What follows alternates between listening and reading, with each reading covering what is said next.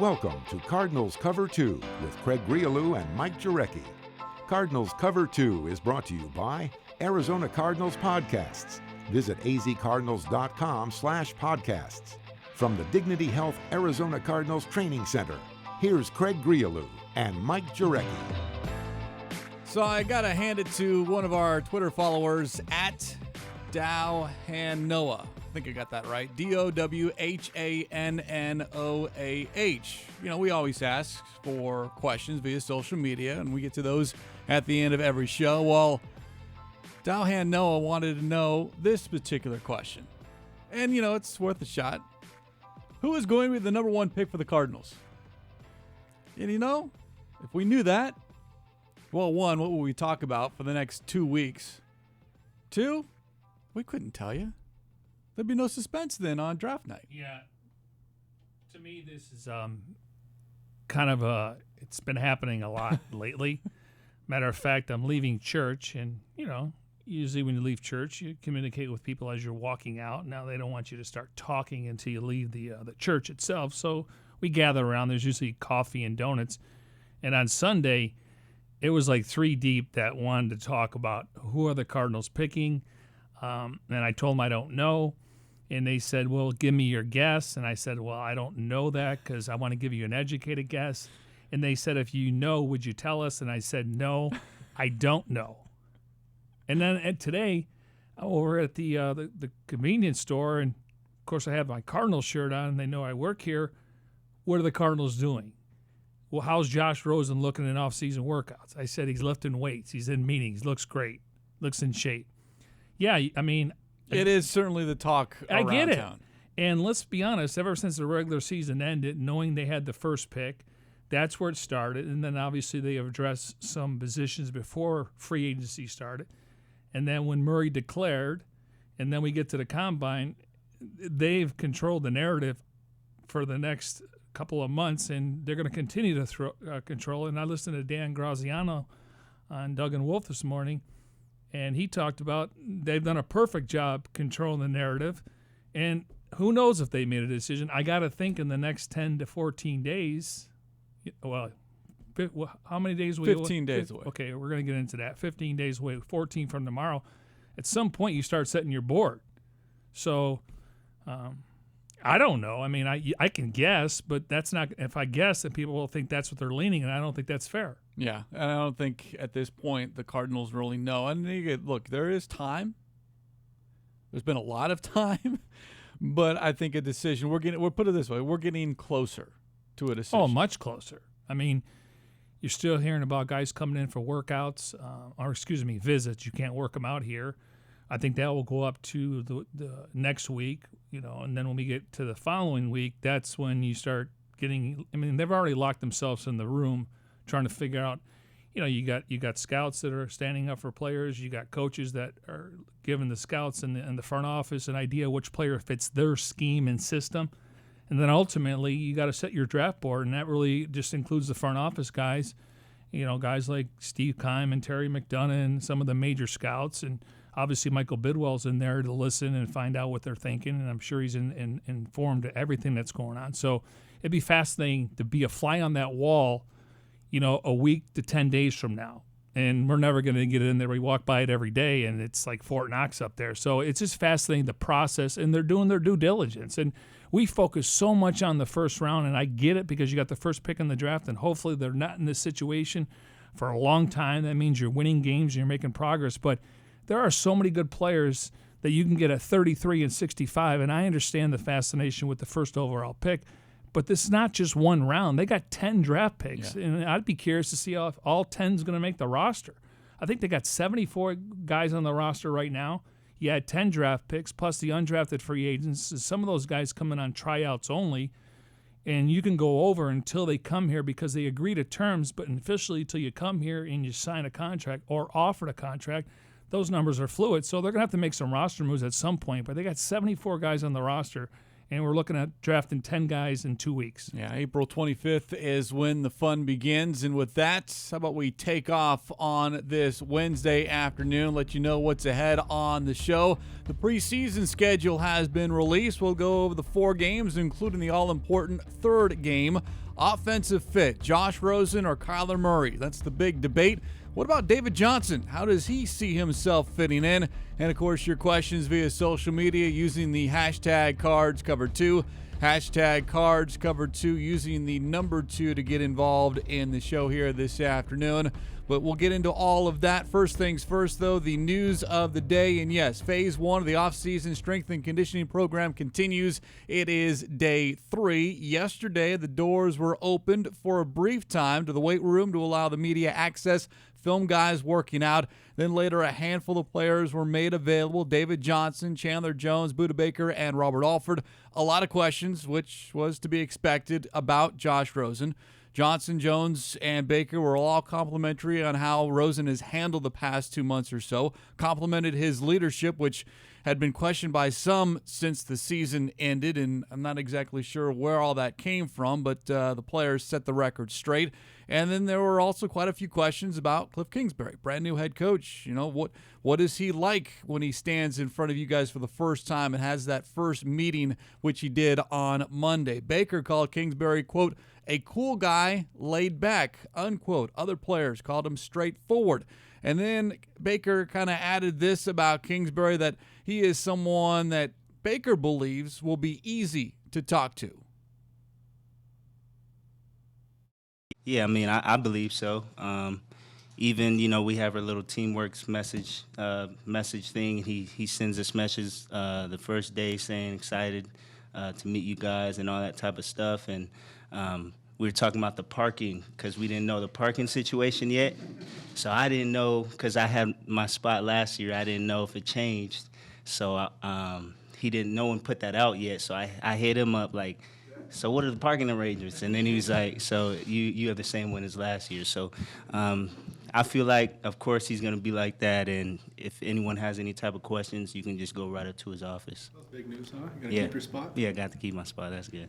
Yeah, very good news for Baker. But how about that, a team-wide group chat, which I don't think I've heard before. I mean, you have individual sometimes, you know, your group position groups, whatever. But this was, I mean, like you said, 70, 80 players? 74 players. On this group chat about, you know, hey, welcome. And then Baker actually wants to know, like, where do we park? So, look, it's an open door policy, and Kingsbury will have the answers. Now, do you respond, say, thank you, coach, or sounds good, or a thumbs up? I mean, how do you respond if 90 guys or 74 guys are on Kingsbury's phone just all of a sudden starts beeping uncontrollably? Yeah, everyone responds. And then one guy says, "Where do I have my parking spot?" Another guy goes, "Okay, do I have mine?"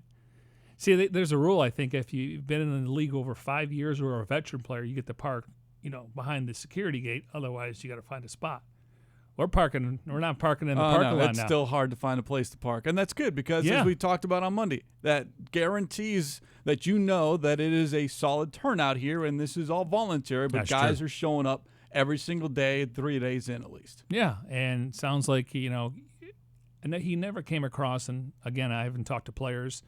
Obviously, we got a chance to talk to him yesterday, but it doesn't sound like he has that, you know, first meeting where, you know, first I think it's block out the noise, because I got that impression yesterday. Maybe it's about, you know, the speculation. Just focus on what you're doing. We'll worry about everything else. Block out the noise, but didn't seem like it would be a 10 to 15, 20-minute speech to where he's pretty simple, and according to Budda, he's direct. So, you know, and again, guys don't want to be sitting there for 25 minutes. I think that first meeting when they get to training camp, when you have your team, because technically you still don't right now without the draft and the other rookie free agents. And we know that every coach addresses team goals. Arians obviously came out in Super Bowl or bust. You know, put a Super Bowl on your ring. We're not trying to get there. We're trying to win one. I don't know what the expectations are, but the expectations are to be a much better team, be more competitive, and put some points on the board, and let's stop somebody. I mean, I think that's it. But I think that meeting before training camp is going to be a lot more, because you're going to have your 10 draft picks, obviously your high picks, and then guys that you obviously have brought in as undrafted free agents, and we know they've been active there. So it would be interesting to see. but it doesn't sound like he's a guy that's going to come up with this, fire and brimstone speech. I think he's going to lead by example and follow me and follow the plan and figure out what you're doing, and let's make some progress here. So phase one we talked about on Monday here with regard to the offseason strength and conditioning program, what you can and can't do. This offseason program, though, is divided up into 3 phases. This first phase 1 is 2 weeks, and then phase 2 is the next 3 weeks, and that's when you can actually get on the field and are allowed to have individual player instruction. But again, no offense, no defense. Then phase 3 goes for 4 weeks, and that's when you hear OTAs, organized team activities, the mandatory mini camp for all players, 10 practices plus the mini camp, and then that is when you can do offense versus defense. But again, no contact, and so you're not in full pads, but it is that closest you can get, that phase 3 up until training camp. Yeah, if you go back to last year, just because it's so familiar, the Cardinals installed their offense and defense, I want to say 3 different times. Now, obviously, you got to install the first go-around, and that's more of a learning process. Terminology can be different. Obviously, going back to a 3-4, Vance Joseph will have some other, traits and increments to where, things are going to be different than maybe under Todd Bowles or James Betcher, but at least some guys have played in that.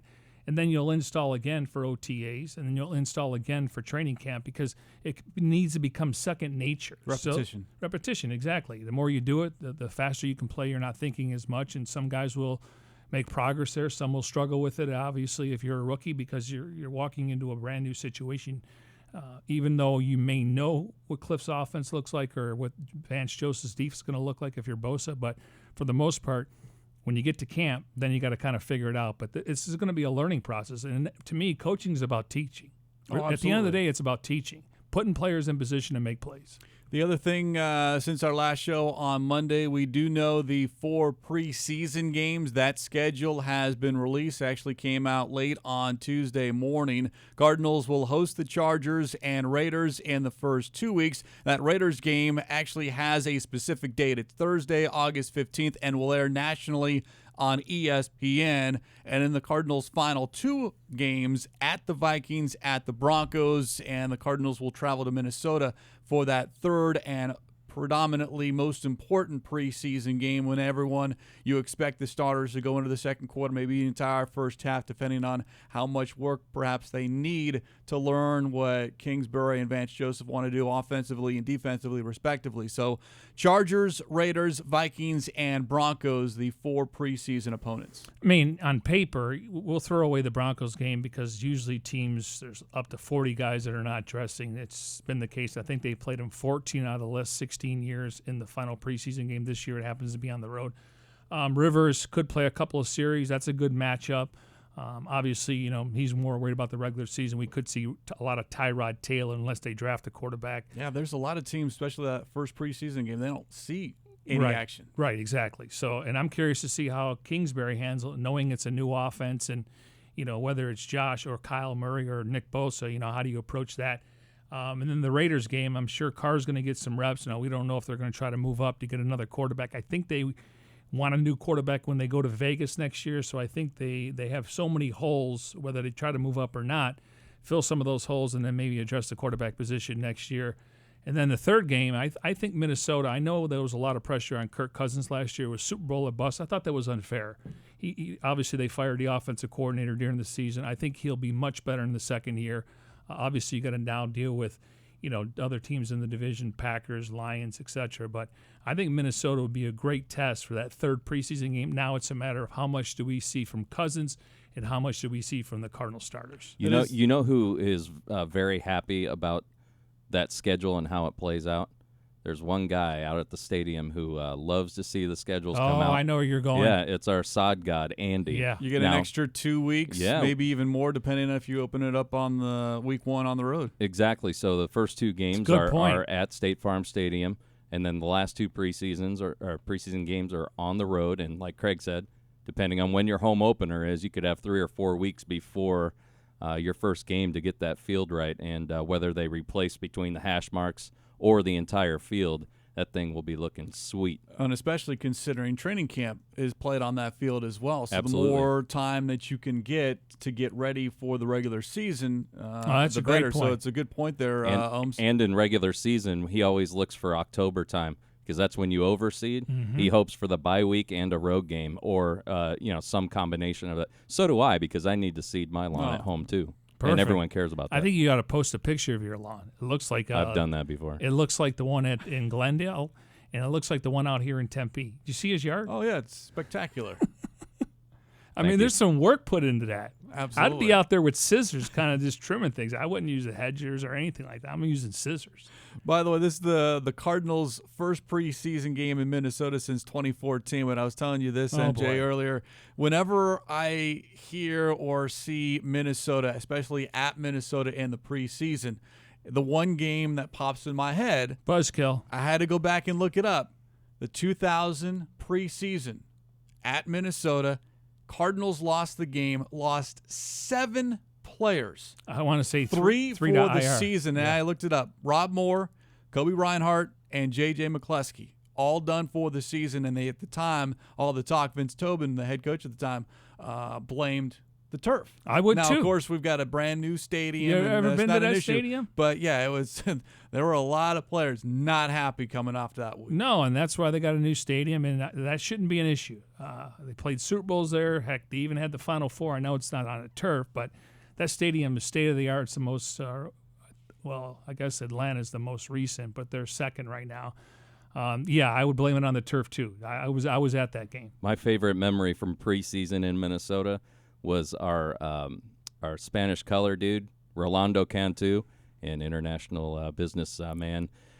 He dominated Brock Lesnar. Remember Brock Lesnar played for the Vikings? That was a big hype. He absolutely killed him, and there's a highlight montage on YouTube somewhere. But shout out to Rolando, man. Every time I go up there, I just think of him just destroying Brock Lesnar, and everyone thought, oh, yeah, Brock Lesnar is going to be this great defensive lineman, and I remember Rolando handled his business. Yeah, it was a brief appearance in the NFL for Lesnar. Now, the regular season schedule will be announced soon. It typically comes out ahead of the draft, so maybe next week, the week of the draft. I don't know. People are next week.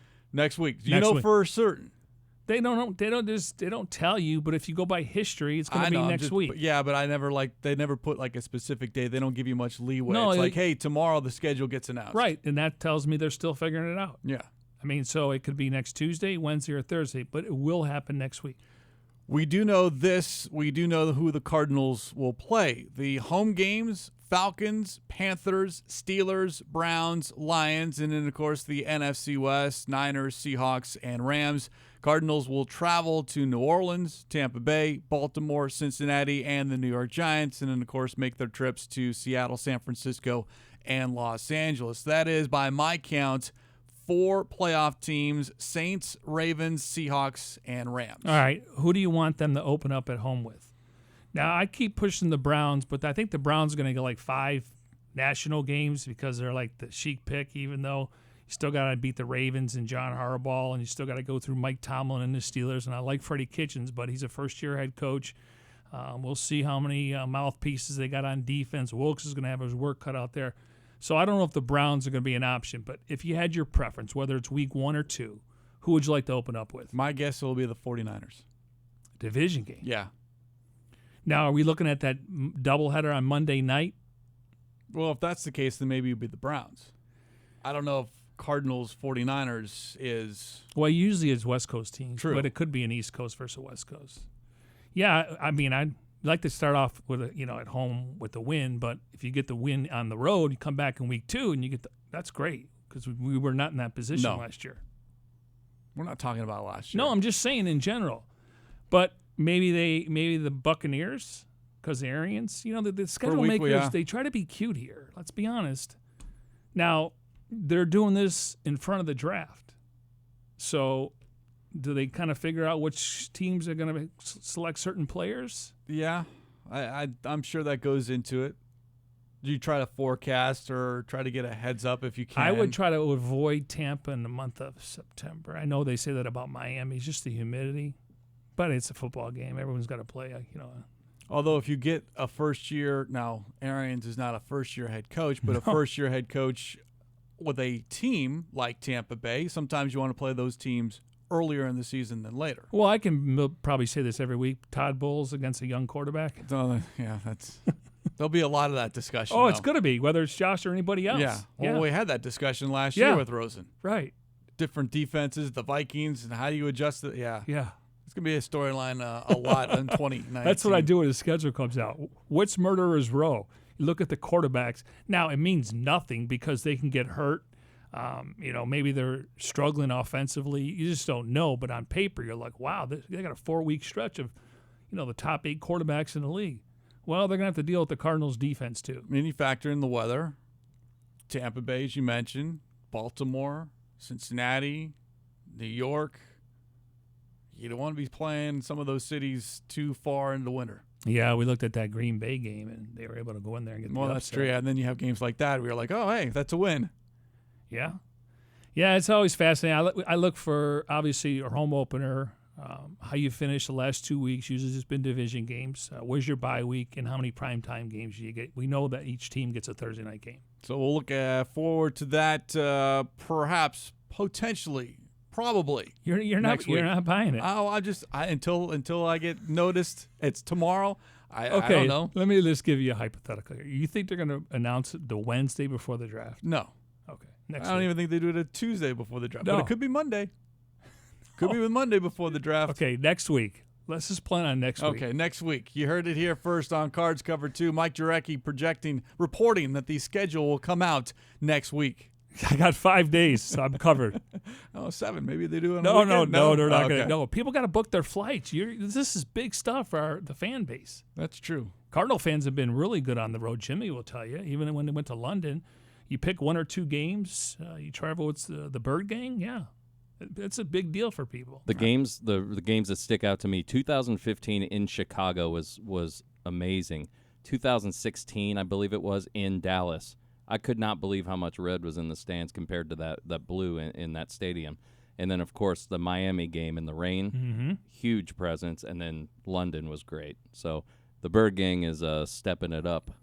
Yeah, that London performance and appearance by the Bird Gang was amazing. Well, I know it wasn't thousands compared to London, just because that trip, once the schedule came out, and that was announced a little bit earlier, the London games, people can plan their vacation around it. But for the most part, when you look at some of these matchups, I mean, Green Bay, they had like 200 to 300 fans there. Remember that? Yeah, and they were there, and obviously Rosen was able to win that game. So it may be that not the most, but at least they're traveling on the road. And the Cardinals players, they show up before the game on social media. They go and sign autographs. Larry's playing catch with people in the stands, so it's always great to see the Cardinal fans on the road. I know you're not going to ever fill up the stadium, but at least you're there to represent. I've heard a ton of fans are talking about going to New Orleans. Oh, for that obvious makes total reasons. I mean, sense. that's like a vacation. Yeah, itself, that's a party for 3 days. We continue here on a Wednesday edition of Cards Cover 2 from the Dignity Health Arizona Cardinals Training Center, broadcasting as we always do in our Bose QC35s. Go to Bose.com for more information. Reminder, if you ever miss a show, you can download as a podcast via Apple Podcasts, Google Play Music, SoundCloud, or TuneIn. And don't forget, all of your favorite Cardinals podcasts can be found at azcardinals.com/podcasts. All right, now to the draft. We are 2 weeks away, 2 weeks from Thursday. You count today, we are some 15 days away from April 25th. In the 2011 NFL Draft, the Arizona Cardinals select Patrick Peterson, defensive back, LSU.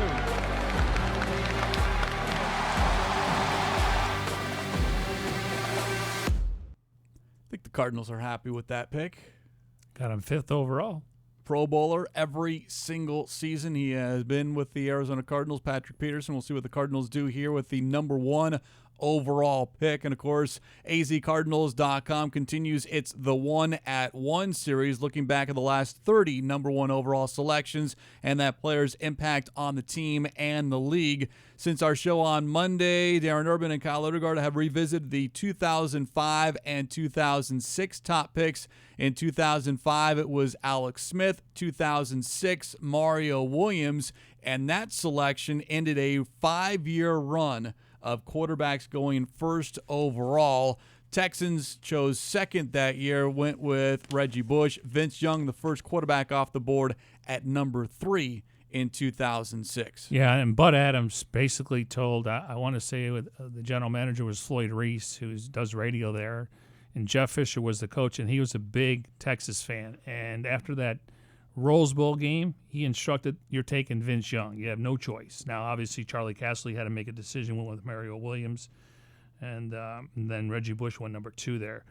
Now, Alex Smith, you mentioned it, it's been in the news this week where Aaron Rodgers was upset with Mike McCarthy because he was the offensive coordinator in San Francisco and he had a higher grade than Aaron Rodgers. You would have thought them being together 13 years winning the Super Bowl, he would have got over that. Yeah, Aaron Rodgers dropped considerably, 24th Oh, that's why overall. That's why they don't show the green room anymore. Yeah, you feel bad. Didn't Johnny Manziel have a beer? Oh, that I don't remember. They don't. Yeah, I think he did. Well, now it's John Manziel. Oh, John. All right. So since we're talking about first overall picks, I didn't go back too far. 2010. Okay, Baker Mayfield last year was the first overall pick. Check that. At least projection-wise, he definitely passed the eye test. 2006, Jared Goff, until he got Sean McVay and more talent and better protection. Year 2, he's passed the eye test. 2015, only 2 quarterbacks were drafted in the first round, Jameis Winston and Marcus Mariota. I think the jury is still out on both. Mariota's played through injuries. His team, yes, has been in the postseason. They're going to need to get more talent around. Winston, Arians believes in him. I don't think they'll take a quarterback, but I think the jury is still out on Jameis Winston. I think it's a maturity thing, but he's got the right coach to spin it down the field. 2014, we didn't have a quarterback go first overall, Blake Bortles. 2013, we had 1 quarterback go in the first round, A.J. Manuel, 16th overall. 2012, Andrew Luck went first. He's passed the eye test. RG3 got hurt. He went second. 2011, Cam Newton. Has he passed the eye test? Yeah. He needs to stay healthy. He's led the Panthers to the Super Bowl. Won the MVP in the year, Carson Palmer. And then 2010, Sam Bradford. He didn't pass the eye test because of injuries. What I'm getting at is if you look at since 2018, the quarterbacks that have been drafted first overall, besides Winston and Bradford, they have passed the eye test. And now the question is, will the number 1 overall pick in 2019 be a quarterback? And reports had Kyler Murray in town for a visit this week, accompanied by his agent, who also represents Kliff Kingsbury. But let's talk about Murray, the player, and he's the latest draft prospect that UMG were able to kind of dissect and break down the film, because we all know the measurables, the height and the weight, but what Murray is actually capable of doing with the football in his hand. Yeah, when I look at Kyle Murray, everyone's going to wonder about the comp. And I know that people are going to mention Russell Wilson and Baker Mayfield. Those guys were much thicker. Matter of fact, Wilson lost 12 to 14 pounds before the NFL Combine. You look at him at Wisconsin, he had a bigger upper frame. Baker Mayfield is much thicker than a guy like Kyler Murray. So my comp for him is Mike Vick. Mike Vick was 6 feet, 211 pounds. Mike Vick can throw the ball down the field. I think he had a stronger arm. I think Murray is a better pocket passer. Murray can make throws from inside the pocket. Murray can also run a 4.33. Mike Vick ran a 4.25. Now, I think he has mini Mahomes traits. When you hear comps, people are comparing him to Mahomes, and that's the sidearm angles. That's him being able to throw the ball on the run like Russell Wilson and some of these other quarterbacks. But I think he's Mike Vick size-wise, and I think he's a better pocket passer. I think Vick had a stronger arm, and this guy ran for over 1,000 yards last year. I don't know if he's going to be able to do that in the NFL. I don't know if you want that, but he can extend plays with his legs. So that's my comp, but I think he's got Mahomes traits when it comes to throwing on the run, sidearm. He can throw to the other side of the field. So it's encouraging on paper but we need to see it in the NFL level. Only a small sample, but my comp on him is Michael Vick. And right now, the prediction or what we're hearing from people is who is a better fit for the Cardinals and specifically what Kliff Kingsbury wants to do on the offensive end. Is it Kyler Murray or is it Josh Rosen? It's a question that we asked several people during our time in Indianapolis at the Scouting Combine, and it's a question we posed to Albert Breer, senior NFL reporter for the MMQB. I'm not ruling out the idea that Kyler Murray could be a Cardinal. I have no reason not to believe Kliff. I do think it was interesting the way Steve Keim addressed the question the other day here. I'm not even going to say I think. I know he's a good fit because I talked to Lincoln Riley about this last week. And Lincoln was a college teammate of Kliff's, coached against Kliff the last 4 years in the Big 12, and obviously had Kyler in his program the last 3 years. There's no better person outside of those two to tell you whether or not he's a fit. And Lincoln said he's absolutely positively a fit for Kliff Kingsbury.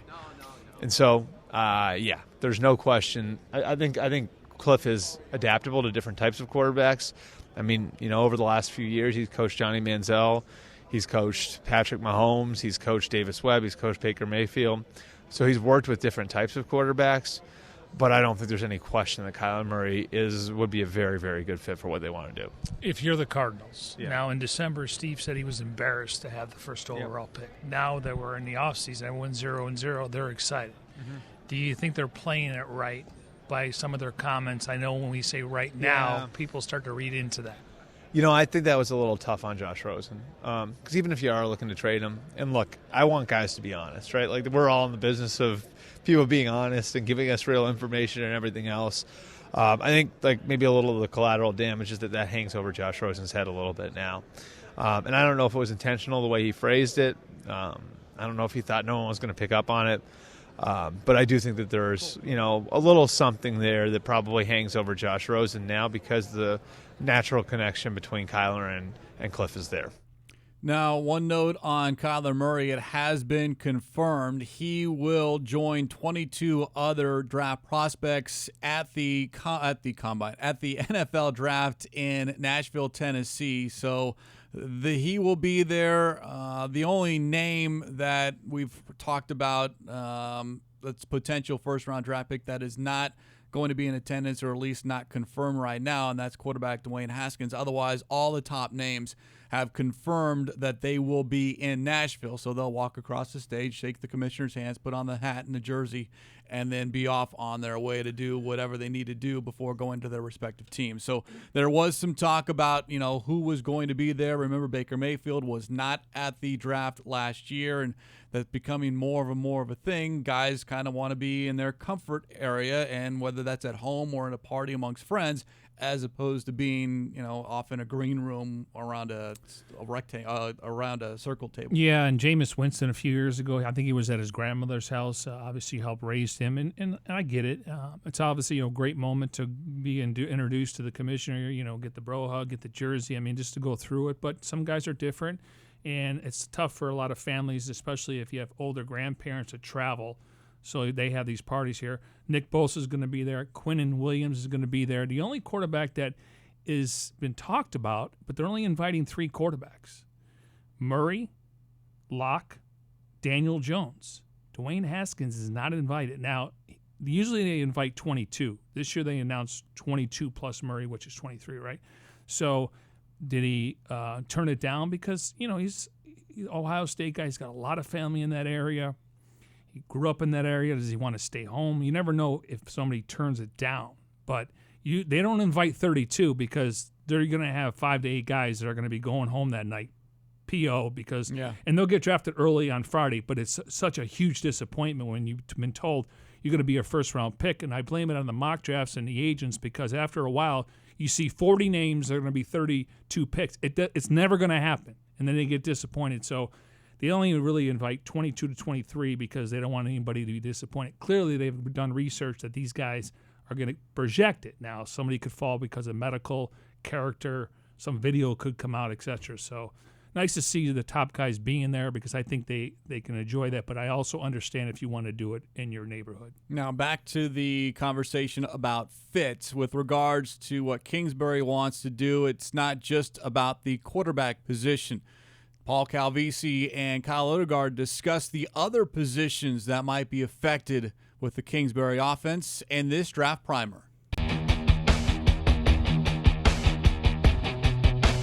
All right, needs and wants. Yes, draft primers 2019. Kyle Odegaard, Paul Calvisi. Wait a minute, right. Kliff Kingsbury. He was on a boat. Who does he want? I'll bring it. What does he want? You think it's a little different with Kingsbury in his system, perhaps? I think so. I mean, he's been pretty secretive about what he's going to do in the NFL, but you have to think that he's going to want to throw a lot. He's going to go from the shotgun, do some things that are pretty prevalent in college in spread systems. So when you start looking at wide receivers, even though they have a couple guys in Larry Fitzgerald and Christian Kirk who are pretty good in the slot, I think those diminutive guys that can do yards after catch, I still think there's room for those guys because he likes getting rid of the ball quickly and letting them make the moves, so something like that. Because getting the ball to guys in space, that seems to be one big premise, right? And then if he's going to spread the field, maybe that lends itself to more athletic offensive linemen as well, especially if there's going to be a moving pocket for a mobile quarterback, perhaps. Yeah, and Steve kind of talked about at the Combine where a lot of the NFL is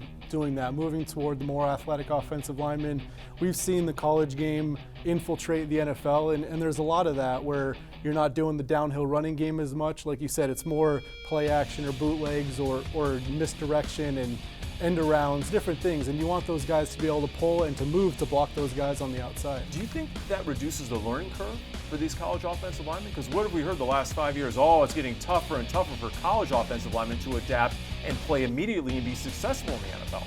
If I was an offensive lineman coming out of an air raid, I would love to come to the Cardinals because it seems a lot easier than learning a traditional offensive NFL style. No doubt, no doubt. All right, we'll see what happens exactly. Kliff Kingsbury and his offense. Will we get any tells in the draft?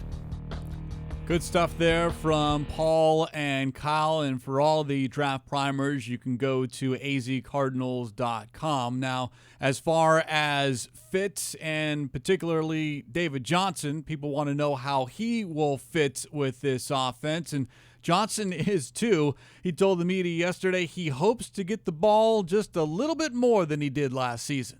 I see it going really great, really good. And I've talked to guys that have played under him, like Christian Kirk, and he said that what a lot of people heard is that he doesn't run the ball, but he told me personally that their running backs got the ball a lot as far as running the ball. And I've heard that Kliff is really good at putting his guys in open space, especially as running backs, giving us open space to try to get the yards, necessary yards, catching the ball, doing things like that.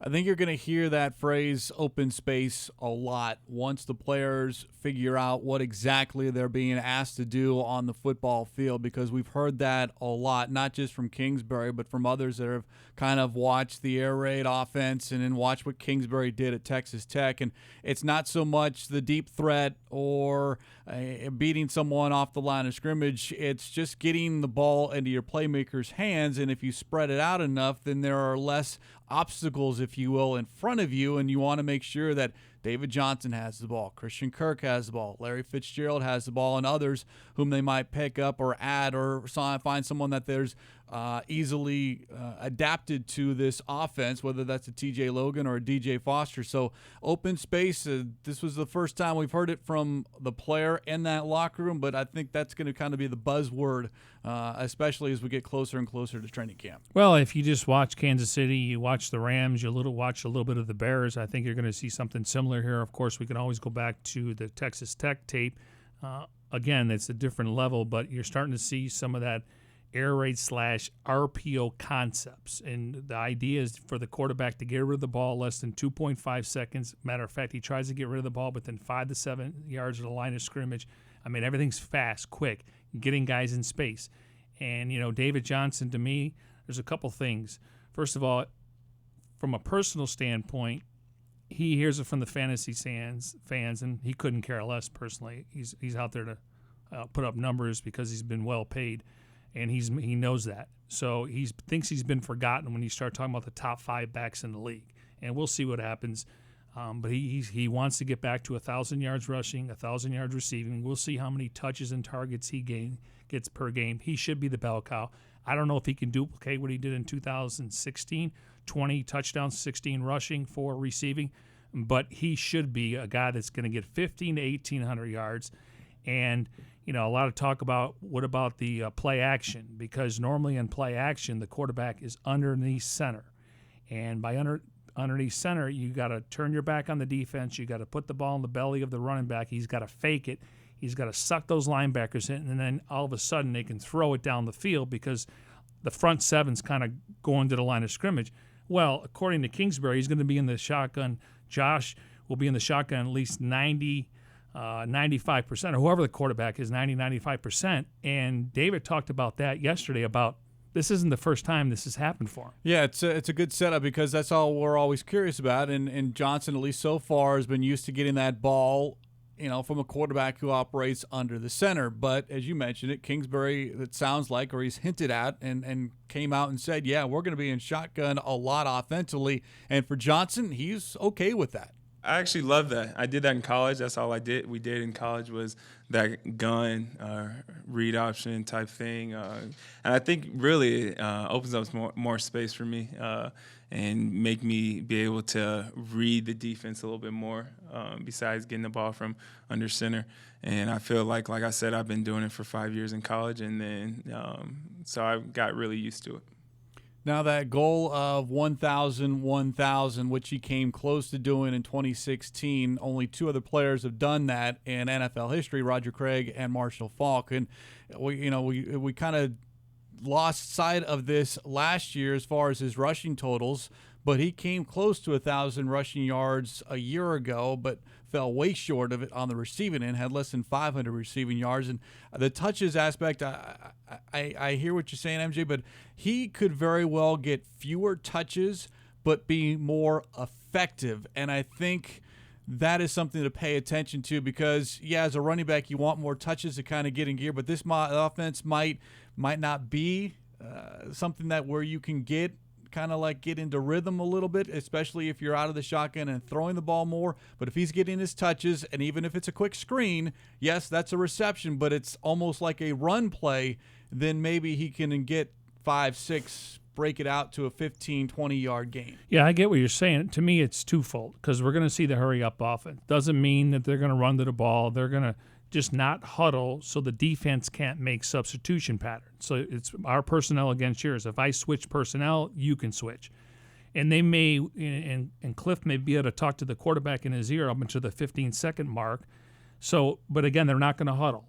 And so maybe they'll have quicker scoring drives. Instead of going on a 12 to 14 play drive and chewing up 7 on the clock, maybe they score 6 or 7 plays in 4 or 5 minutes. Now, obviously your defense, to me, if this team can get a lead in the fourth quarter, whether it's 7 or 10 points, you know who I'm handing the ball off to? Oh, yeah. David Johnson. And the Steelers in their heyday, this is the number I was told, if you can get 7 to 10 rushes in the fourth quarter, that means you're protecting a lead.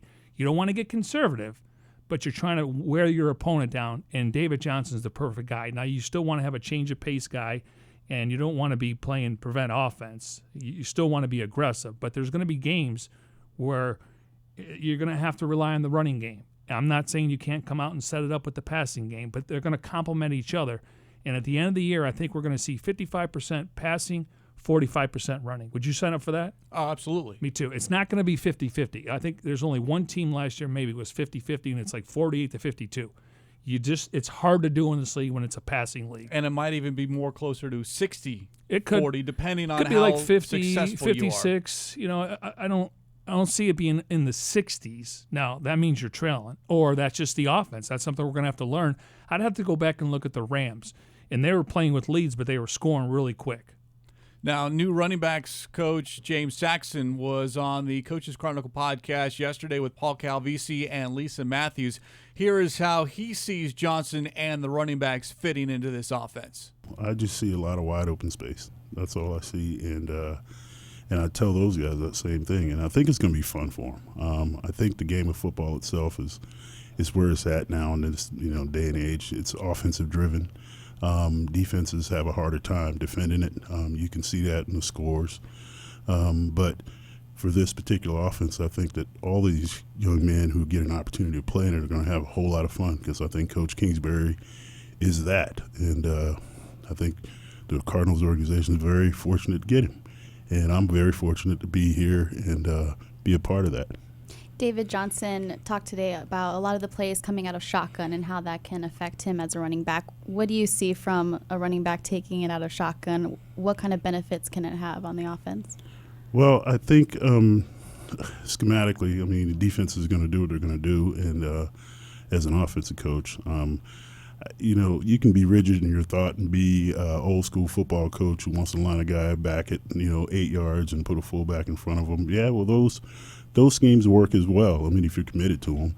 And I think that you got to be able to function in a system that's committed to what Coach Kingsbury is bringing. And I think that the guys that we have here are going to be able to survive and thrive. And I'm just looking forward to the whole thing getting going. Can't say this enough. The addition of Saxon, and you couple that with offensive line coach Sean Kugler, and then, of course, David Johnson, TJ Logan, Chase Edmonds, DJ Foster, whomever is in that backfield. This running game already has improved, and they haven't even stepped a foot on the field. Yeah, I couldn't agree more. When I'm listening to him talk, I'm like, this guy's been old school for a long time, not against his age. He coached Adrian Peterson. Adrian Peterson lines up 7 yards behind the line of scrimmage, and Kirby Wilson always told me if he gets tackled for a loss, that's on the offensive lineman. Then he coached Le'Veon Bell and James Conner, and Pittsburgh really doesn't run a spread offense. You could just see the excitement because when he watches film and he looks at Kingsbury's offense, there is space. And my example would be if they're in the gun and David's on the right side, and you can motion him out to obviously put him on the outside where you want to get that safety or linebacker. They call it the wheelhouse route. It's an easy throw for a quarterback. You throw it to the far right side over the shoulder of the receiver or the running back, and only one guy can catch it. If you underthrow it, it's going to get picked. So it's a really easy catch as long as you're on the same page with the receiver. I could see David actually, when the ball is snapped, already getting in simultaneously, already going out for a little screen pass. Now he's running as he gets to the line of scrimmage with the ball in his hands. So you're already starting to play behind the line of scrimmage, and you're creating space where he lines up on the outside. Now he's stopped, and then he's got to get off the line of scrimmage. The quarterback's got to make sure he makes the right throw. Where here, he's in the gun, boom.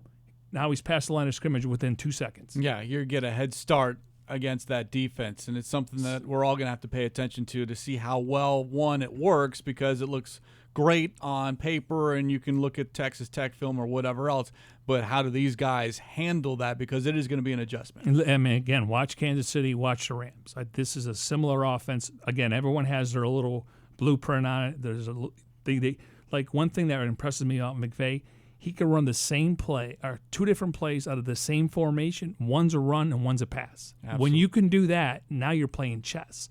Now, no different. He's in the gun, quick bubble screen to Christian Kirk right here. Within a second, he gets the two wide receivers blocked down for him. He's off to the races. Maybe a 5-yard gain goes to a 10-yard gain. And I always consider the bubble screens and jet sweeps, they're really extended run plays. High percentage, don't drop the ball. Make sure you catch it and then run. Instead of sitting back there trying to throw a 15-yard pass where you may get hit, could get picked off, the ball could get tipped, the quarterback gets hit. So everything's going to be predicated on that first 2.5 seconds. It's going to be fascinating to see. I just wonder how long it's going to take for everyone to get on the same page. Yeah, on this Wednesday here, as we broadcast from the Dignity Health Arizona Cardinals Training Center and broadcasting in our Bose QC35s, go to Bose.com for more information. And, of course, if you ever miss a show, you can download it as a podcast via Apple Podcasts, Google Play Music, SoundCloud, or TuneIn. And a reminder, you can find all your favorite Cardinals podcasts at azcardinals.com/podcasts, including the Coach's Chronicle podcast every other Tuesday. So with Saxon on board yesterday, that means the Kingsbury Chronicle podcast will be on the air next Tuesday, 3 p.m. on Facebook. And, of course, always later on azcardinals.com. And with that, how about we hear from the Bird Gang? Let them sound off on this Wednesday afternoon using the hashtag CardsCover2. Hashtag CardsCover2. Your questions via social media, as we'll start with Twitter and user at Cardinals_31. which positions do you think the Cardinals are least likely to go after in the draft? Well, you got 10 draft picks. I mean, you can never have an offensive lineman. I think offensive tackle is more of a priority than offensive guard. But, you look at DJ Humphries, he's going to the final year of his contract. Marcus Gilbert's he's on the final year of his contract in the trade. You got Corey Cunningham. So I think anytime you can address that, corner, you can never have enough corners. I don't think anything's off the table when you got 10 draft picks. If you're going to rank them, though, just position group. Well, I would. If you asked me this 6 months ago, I would have said they don't need a quarterback. That's true. Yeah, okay, and you're absolutely correct. But if you just look at it now, and the quarterback position aside, I think they're fine at running back. Yes. Yeah. But every other position, offense and defense, I think you wouldn't. Even if it's a late pick. Safety, corner, linebacker, defensive line, and it's offensive line, and everything is open. I think if they keep 3 tight ends, they'll bring 6 to camp. I think right now Charles Clay and Ricky Seals-Jones are in. Now, could they draft a tight end? Sure, but I don't know if it's a major priority. So I think when you got 10 picks, and I don't need to sidestep I know what the needs are. Now it's another, who's the backup safety? Well, Rudy Ford. He's more of a special teams guy. So do you take a guy in the 6th round that can play safety and special teams? So I think they're going to try to address a lot of areas. What they did in free agency and the waiver wire, they've alleviated or got rid of some of those needs. So now they can go best available player. One other question from Twitter at TomHudson336 wants to know, if Russell Wilson is traded, how does that affect our position in the NFC West next season? And just background, this whole idea of Russell Wilson getting traded is something that Jack Del Rio brought up on the NFL Network yesterday, saying he would not be surprised because of Wilson's deadline of April 15th to get a new contract done. I know you're shaking your head. I am too. It certainly would appear to be laughable, especially when you found your franchise quarterback to get rid of your franchise This quarterback. is how this all started. According to Colin Cowherd, he had heard that Sierra, his wife, who's an entertainer, would love to live in New York. That's great. Listen, he's making $17 million this year. They could franchise him next year at $30, and then they could franchise him the next year. Nobody wants to do that. So on paper, he's guaranteed $83 million. He's going nowhere. Don't buy into this stuff. Then again, they own his Odell rights. Beckham Jr. gets traded. Antonio Brown gets traded. Okay, Odell Beckham was a head case. I know. Okay, Russell Wilson, what has he done wrong Nothing. there? Okay, and they've benefited from being on that rookie contract. He deserves to be the highest paid quarterback in football. It's simple. He's next, and then Carson Wentz will top that. And I'm curious about Dak Prescott. Don't think Dak should top those guys. I don't believe that they're in the win mode now. I don't know how that makes sense. I know they only have 4 draft picks, and John Snyder said. He looked at their draft picks and he said, this is terrible. So, if you want to build the future, but you're taking a step back. Which quarterback would they go after then? I said it was laughable, but maybe we're the ones being laughed at. Who knows? You tweet me when he gets traded. Let's just go from there. Let's move to Instagram. User at Jared3ARL6 wants to know, what will be Mason Cole's position if A.Q. Shipley returns to center this upcoming season? Listen, I trust Sean Kugler. Kliff left it vague. I think he wanted to have open competition, but I'm going to stick to what I think on paper, and that's Mason Cole is the future center. Now, the good news is he's played guard. The good news about Shipley, we know he can play center. He'd be a great backup guard. Let the best man win, but I like to go with the younger guy. He's going to be here a lot longer, but I trust Sean Kugler. He'll make the right decision. Let's go back to the draft. Instagram user wants to know, it's user at JORD_XN. Fan from NYC. If Greedy Williams falls to round 2 like some reports show, what do you think about getting him at 33? Fine. Not the first round. If you trade down, never mind. We're not getting into this. But that would be a surprise. First of all, because what was it? Not too long ago. What? Top 10, top 15, and now all of a sudden, Greedy Williams maybe is falling. Now, I don't know how people are setting up their boards. I think the local kid, Brian Murphy, is the best corner in the draft. He can do everything. And you look at the draft picks from the secondary at the University of Washington, his coaches, position coaches, Jimmy Lake. Look how many guys he's put in the NFL. We look at Budda Baker. So I think Murphy's a better corner. Think about Williams. He's got all the athleticism in the world. He tests very, very well. He tests very well. He can run a 4.3. He's tall. He's skinny. But he doesn't like to tackle. And if you're going to play press cover on the outside, you better tackle in this league. So there's one good thing about him. He can go sideline to sideline, hip to hip with a wide receiver with 4.3 speed down the field. But if teams are running a little short passing game, the crossing routes, I don't think he wants to stick his nose in the fan. He's a really good player, but there's more to playing corner than just covering. Yeah. Or just being able to jump high. But if you got him in the second round, we were talking about this guy in the first round. Yeah, it'd be quite a drop for him. I think where he's ranked, it's not a need. That means best available player. Appreciate the Bird Gang sounding off here on this Wednesday. Keep the questions coming using the hashtag CardsCover2, hashtag CardsCover2, using the number 2 to get involved in the show. We'll do it again on Friday. And with that, we'll wrap up this edition of Cards Cover 2. Special thanks to those behind the scenes, Tim Delaney, Jim Alejandro, Devin Henry, and Jackson Sipes. For Mike Jurecki, what are you smiling about? I thought that guy was trying to start a fight or something. I think we're beyond that. He said second round. Second round. Good. Potential. Never mind. Can you imagine that? That's Mike Jurecki, wannabe general manager. I'm Craig Grialou, just a talking head. We'll talk to you on Friday.